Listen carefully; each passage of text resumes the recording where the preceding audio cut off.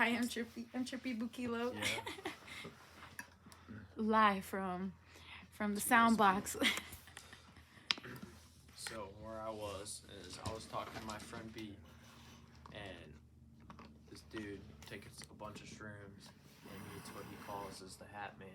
Says he shakes his hand, and the Hat Man shows him a blood oath over it, his child self, and something else that basically insinuates you're making a deal with a devil or some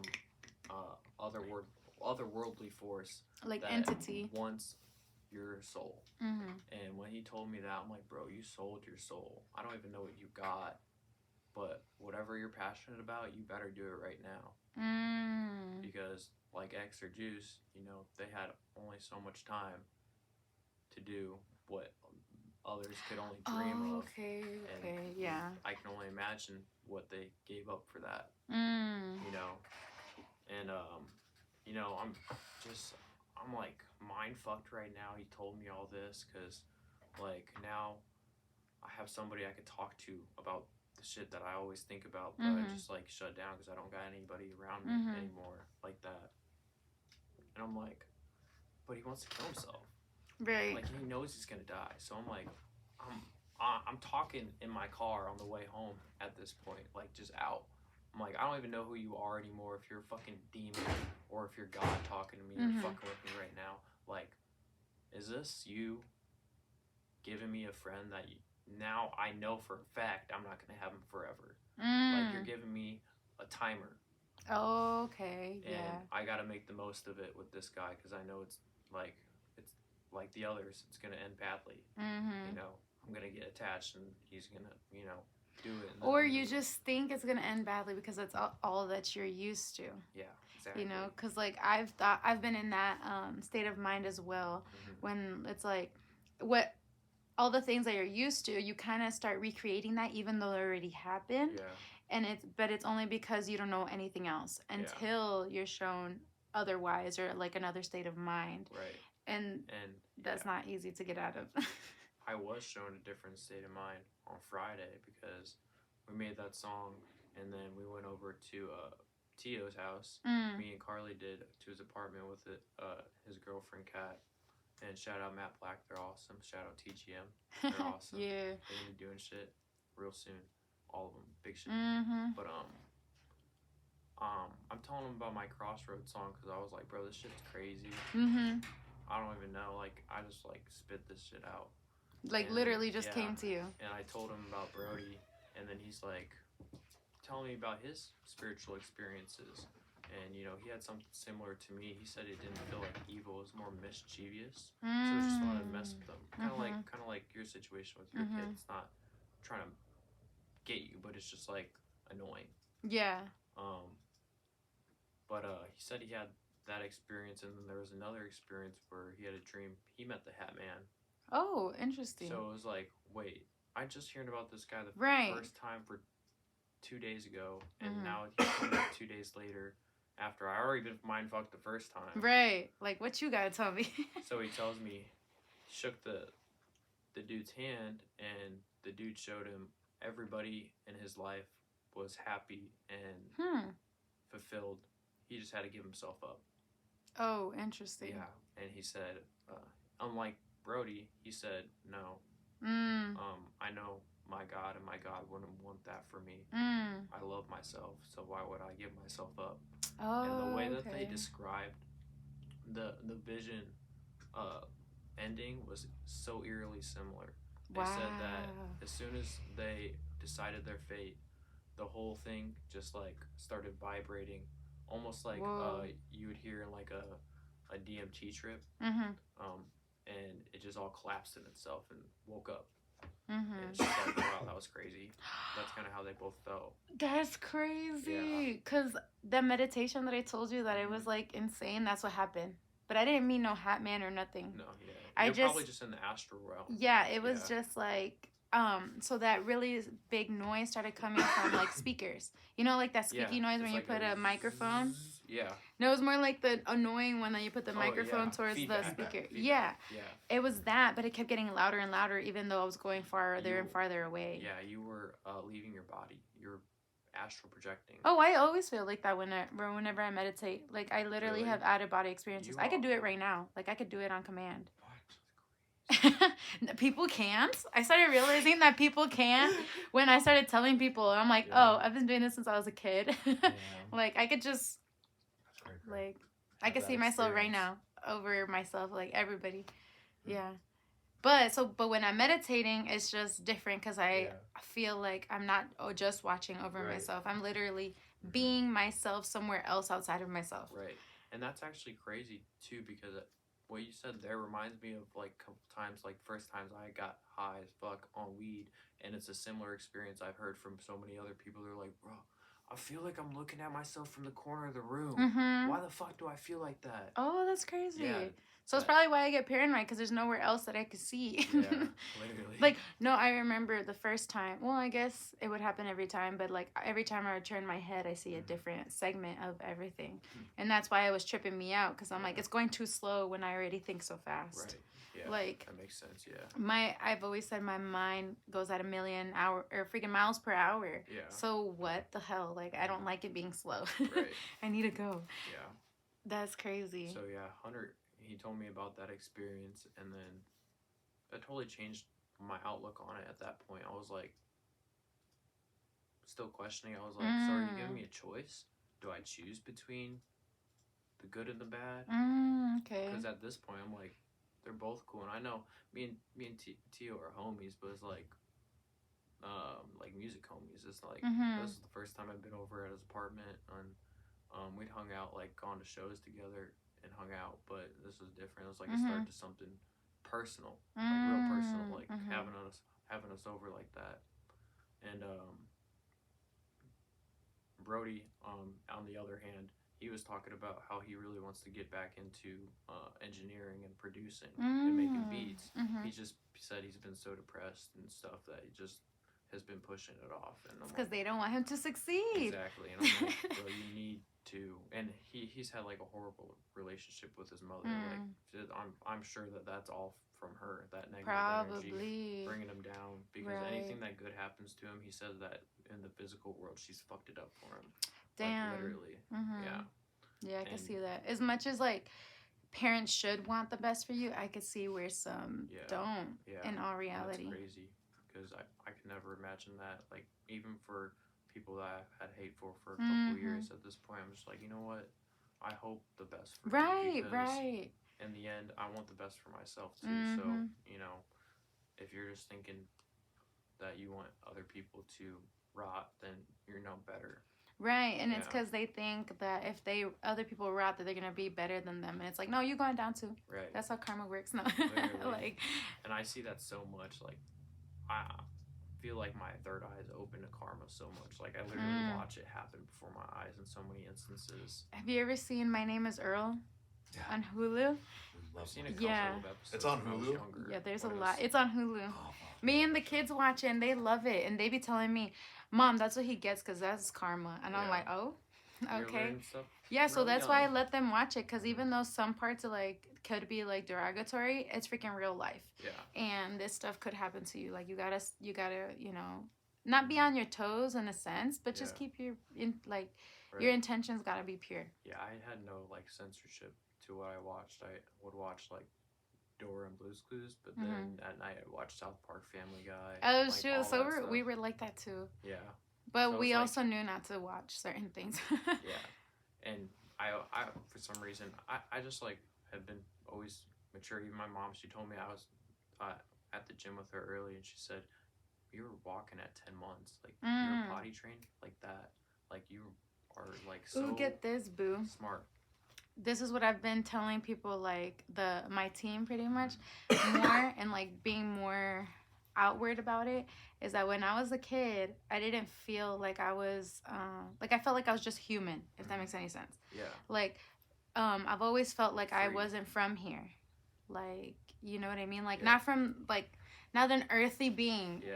And so like I didn't feel like my human self really connected with like who I really am, or like my spiritual sense, or like yeah, like my spirit didn't attach to my body until I was like, I don't even know actually. Like I don't even know when I started like actually connecting. I remember the first time I gained consciousness. I was like 4 years old, and I just remember like SpongeBob. There was this episode where he was watching TV, and the nematodes were like not nematodes. I don't even remember what it was. It was like two single-celled organisms were like splitting from each other, but it was like supposed to be like like porn or something. And, oh shoot! And the innuendo, but that's like kind of like the fuzzy like. That's what I They pictured. look like germs, right? Yeah, like germs, yeah. And that's kind of like what I remember seeing was like this gray fuzziness. And actually, I don't think that's just what I connotated it to because I was so young, and that's what I've always latched onto. Right. But now that I'm thinking about it, it sounds like 5-MeO DMT trip, which is different than the like traditional ayahuasca DMT. There's like a synthetic DMT that if you go and look up Mike Tyson, he always talks about the toad venom, and that's what it's from, and it's like instant death, like spiritually, or like. I know Joe Rogan said that when he tried it a couple of times, it was just like everything went white, and it was just like going back to SpongeBob, the episode where they time traveled and Squidward gets stuck in that time space. It was like that, but it's like freaked out because there's nothing. He said it's just nothing. You're just there. You're the only thing there, and that's kind of how I felt. It was like the fuzziness, and then fucking woke up, and I'm like, out of bed. I'm like, what the fuck am I? Yeah. Wait. You know, people talk about that too, where that they've lived a whole life and then they were reborn and remember being born into the life they have now, but it's the same but a lot of different. Yeah. Like because different choices were made in this life or this dimension that they have now. Different dimension. Yeah, and I was like, see, a lot of people remember, and then that's what made me start to remember when I was a kid, how I used to just observe everything and being like, this doesn't feel like this is mine. Like, that doesn't feel like that's my mom. That doesn't feel like that's my sister. That doesn't feel like that's my sister. I don't feel like this is where I am supposed, or like not necessarily supposed to be, but I just don't feel here. It's different. Yeah. It's just different from what you remember. Yeah, and then it's like, I was very inaffectionate, I think, because of that. Like I would feel weird whenever my mom would hug me, and not in like a, I don't know, it was just like weird, like disconnected, I guess. Yeah. And I'd be like, okay, let me go. Yeah, and then it's like going through the motion type thing. Yeah. And I don't even remember until I know like you're definitely not like that now, but I was like the exact opposite, and I've always been a very emotional person. Yeah, and I wasn't, and like I even told some of my friends like what they speak of like what a sociopath is. I feel like I was probably a sociopath in a way. Like I don't know, like it sounds crazy saying it, but like so aware but unattached from. Like unattached and like numb from everything. But I also didn't have like psychotic thoughts or anything like that. I was just like moving in the world like a robot almost. Yeah. And then just the observer. Yeah, and then as I got older, I used to also have like premonitions when I was like a kid. So my mom put me into church because she thought that was the only way that could help me, and that's going to church is what numbed me down even more, like my intuition. And then getting out of church, I started being more like enlightened. That's how I felt too. Yeah. I was just like, this is just a dumbed down version of being a good person. But and then I thought like because they implement so much like guilt and like judgment and stuff like that, I thought in order for me to be a good person, I had to be Christian. But I was realizing kind of like what you said, like, no, I'm already a good person. So why do I need this? Yeah. It made me just more like insecure, like as a person, and more like they really preached on like how you shouldn't love yourself. So I was like, damn, that's selfish. Yeah. So I never did anything for myself. Right. And then I was to the point where like I was too empathetic. That's been my problem too. Yeah, like not in a good way, like how when you become more spiritual, you become empathetic in a good way because you learn how to like balance those emotions and protect your emotions and your energy. And just be aware of them. Yeah, but like then, no, it was more like, no, I had to absorb everybody else's energy because I need to help them. I am the vessel that needs to be filling your void. And I remember you saying that brings up a fucking trip. You remember making Villains Next Door? Oh, yeah. Vaguely.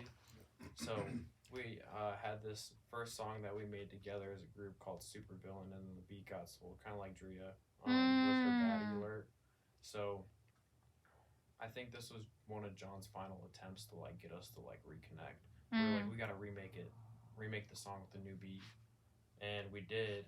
And then we put it on our project. And I remember he was mixing it one night, and we were all off tabs.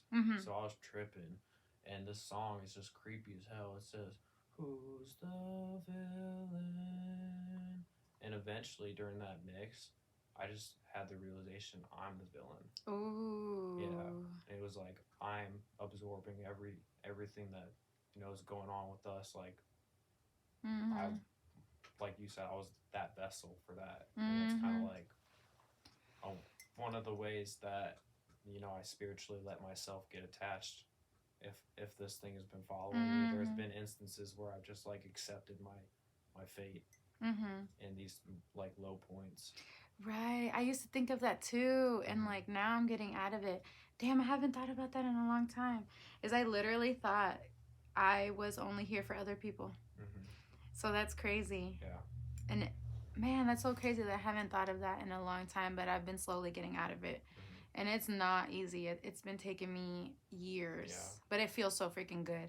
Like being able to starting to let that go and just like be like, no, you're not for me. I just need to move over here. And the more I've been letting go and moving, the more I feel better. And I'm like, damn, I am so happy.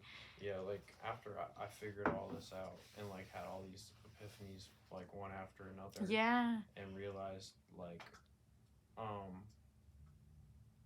after that I realized that there was something that needed to change within me. After Hunter told me his story, I was like, I could be given a choice, but I think I'm just being shown the outcomes. Because he's very at peace with himself. Like he's and it's just also the situation that I had observed that night too. But Hunter, he's just in his own vibe. Like you give him his PS5, you give him his computer to mix and record his shit. Like he doesn't need anything else. Right. And I felt like everybody else in the room was not on that wavelength. Like we all like they more feed off on. Of each other in a way. Yeah, and it was more like drama too. Like just negativity, and I was just seeing that. I'm like, I need to be around him more, for one. Yeah. Because he's always been good to me, and I've just been at the point where like I don't want you to get attached to me and me attached to you like that, because I like you and I don't want to not like you. Oh, okay, I get that. No, same. I realized that I had attachment issues too, because it's like, yes, it has to do with a lot of trauma, like as a kid, but at the same time, I think it is also like an energetic thing. Because I realized I was good for people. Or I've even gotten in relationships because I'm like, they need my love. Yeah. Like, I didn't think about myself. And it drained me. It's stupid, too, because they'll take it and they don't even realize that it could help them. Yeah. But they like how it feels in the moment. And that's like where narcissistic and empath relationships happen. Yeah. And, man, I don't want to talk about this because it's not totally my business, so I'm just gonna shut up. But we can always pause it. Pause it, yeah.